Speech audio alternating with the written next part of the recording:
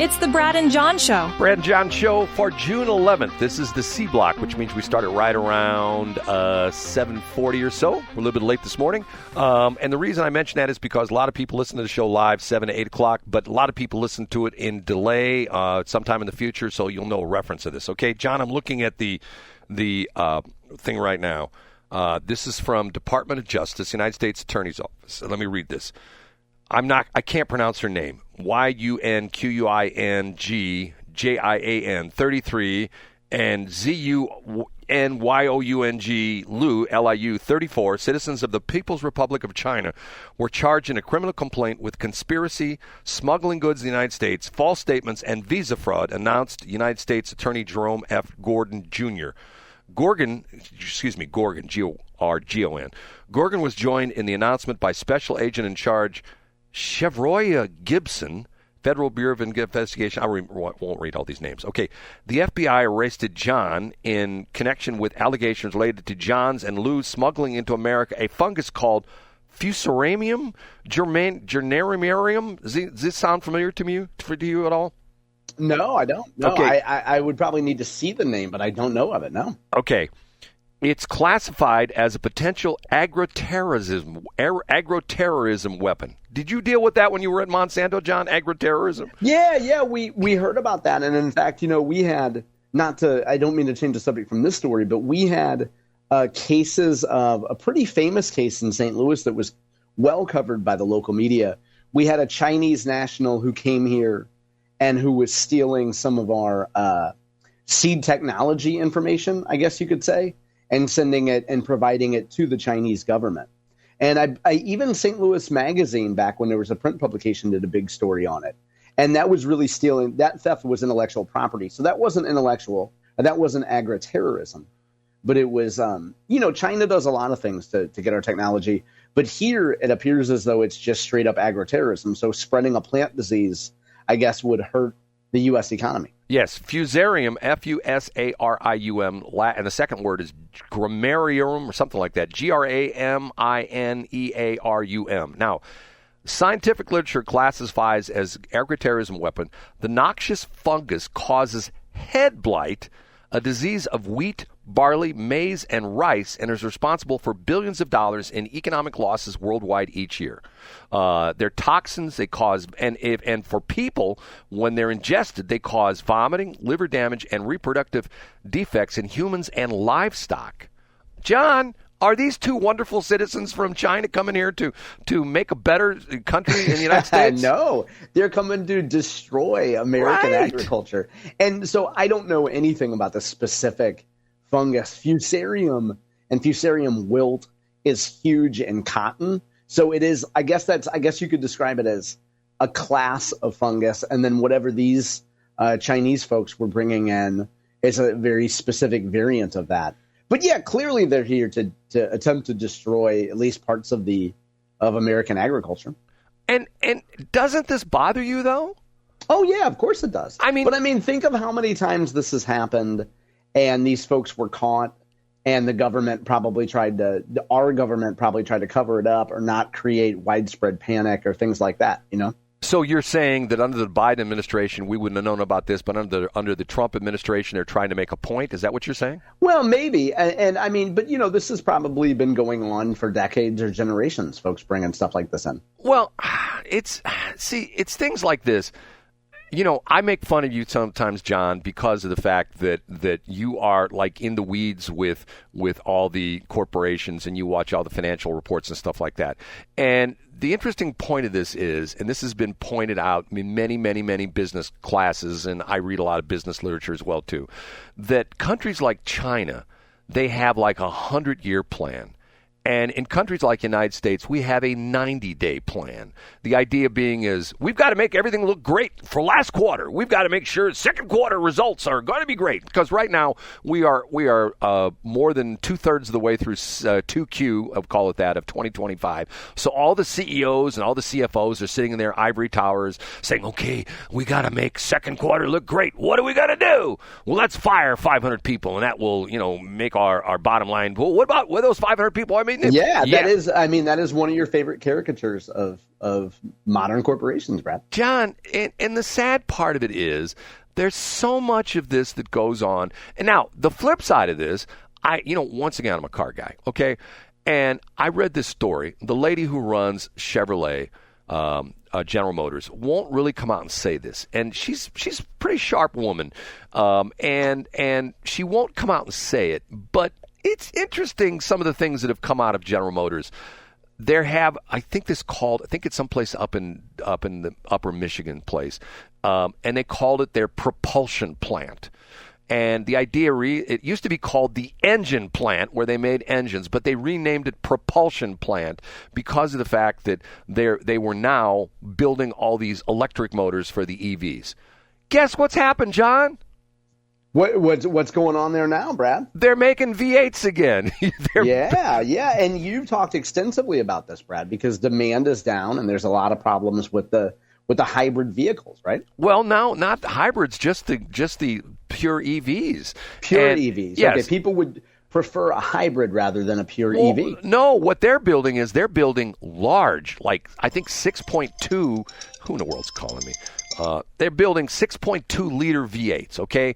And a 6.2 liter V8 nowadays is a big engine. 6.2 would probably be, if you're old in cubic inches, like a 6.2 would put it somewhere, I believe, like in the upper 300s, 300 cubic inches, okay, stuff like that. Because of the fact that the demand for full-size trucks is bigger than ever. We have in our area, and a lot of people don't realize this, we are the only plant in the world. The Wentzville General Motors plant is the only plant in the world that produces the full-size Chevrolet van. Now, I have to be honest with you. I am surprised that plant is still churning out that van because that van is so old school and so old technology. If you know anything about what's going on with Ford, Ford has their new version of the van, which has now been out like 8 or 9 years. And for a while, Dodge was actually, when Dodge was owned by Mercedes, they were actually using the Sprinter as their van. And then when they parted company, Dodge came out with their own van, which, by the way, the government made a huge purchase of those vans for the Postal Service, which I always think was sort of funny because I used to go a lot to the post office in Clayton, and they already have a parking problem in Clayton. And it got worse because all the post office vans were now parked in the customer parking lot for the post office. You know why, John? Why is that, Brad? Because the new vans won't fit in the parking garage. Oh, Brad, that seems like a pretty silly mistake to make there. Right, no kidding. So go back to what you were saying. Well, but the point being is that and I heard someone say this so eloquently the other day, much better than I ever did say it. He said, "I'm not against electric vehicles. I'm against us not having a choice." And I thought to myself, you know what? That is very well spoken. And you could make the same point about solar energy or wind energy, right? I couldn't agree with you more. Yeah. And what happened to all of the above option? Like maybe if you're really into solar or you're really into energy, good for you. I'm a guy that I have a small scale solar operation. Nothing big. I've run it for a couple of years. Okay. It takes maintenance. And there's the batteries. This is the one that runs 24 hours a day. There's batteries involved with the whole bit. Okay. If you know, and if you've had a battery go out in your car, in the old days, not too long ago, you could go to like Wally World and buy a battery for $30-$40. Do you know some of the batteries in these newer cars are $300 and $400, John? Yeah, I got a new battery last year, and I couldn't believe the price. What would give me a ballpark price? Do you remember? I want to say like ballpark, maybe 180. Right, and if you go back in the day, probably 10 years ago, that battery would have been $60 or $70. Okay. Yeah. Part of it has to do with the fact that guess what's in batteries? Chemicals and lead. And we don't like chemicals, we don't like lead. So that's gotten to be, there's more regulations and stuff on that. The point being is batteries have a number of cycles. When you're talking about a battery that's going to be used for solar, you need what they call deep cycle batteries.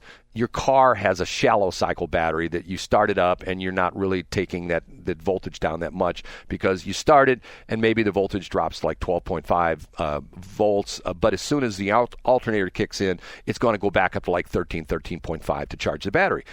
That's as far as it goes. In deep cycle, you may have a battery voltage of 13.5 volts, and maybe when the sun goes down and the battery at 3 o'clock in the morning is almost empty, it's like 10 volts.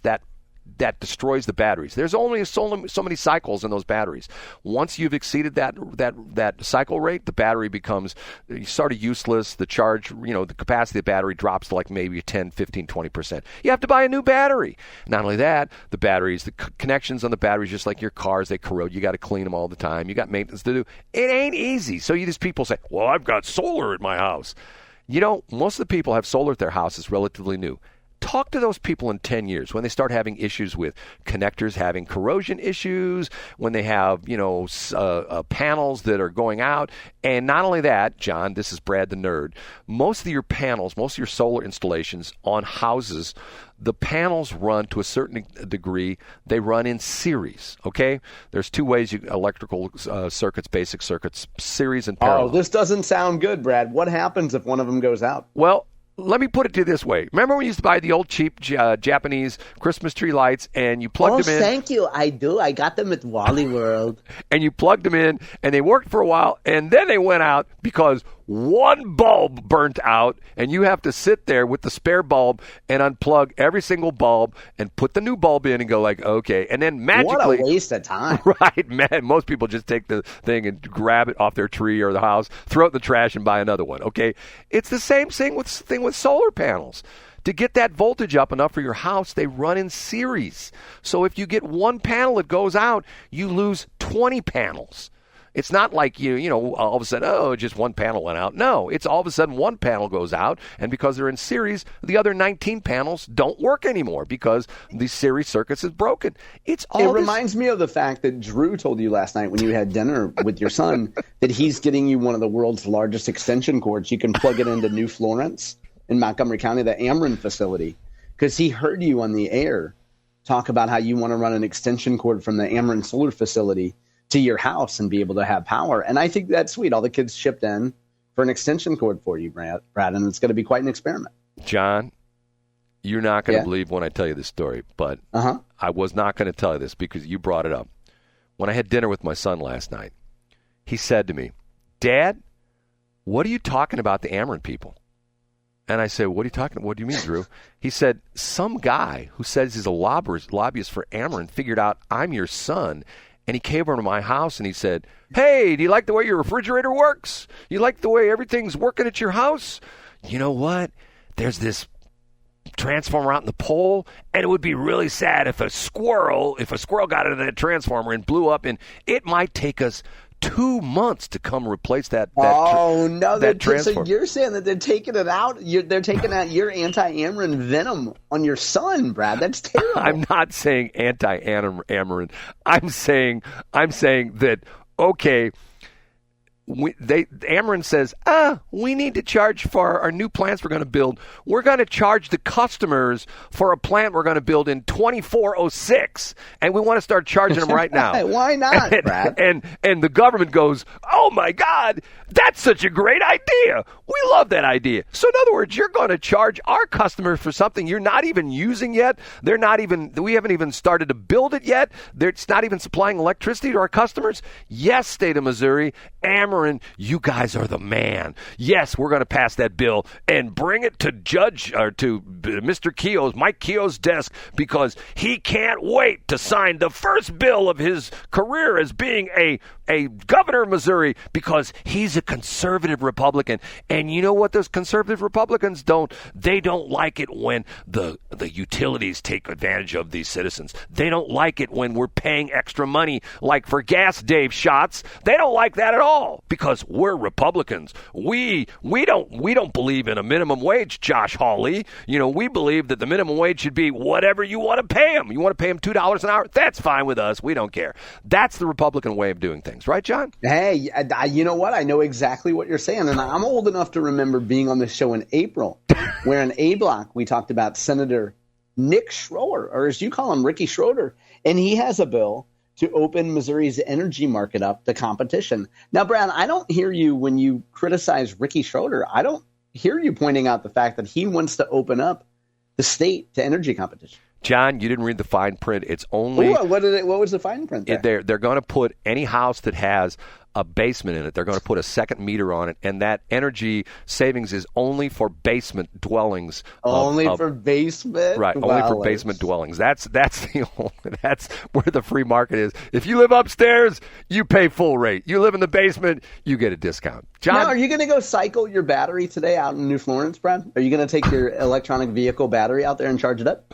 No, my batteries are charging even as we speak.